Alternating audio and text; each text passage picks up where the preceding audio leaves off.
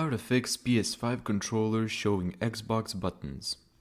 Now first you need to hit the Windows key and R at the same time.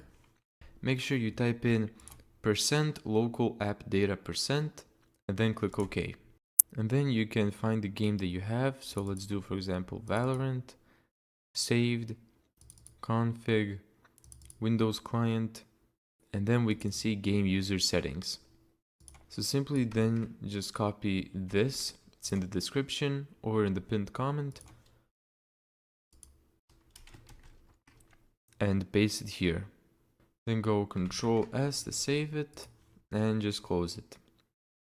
And I just now realized that Valorant isn't actually on Steam, but it's the same, every game has these game user settings.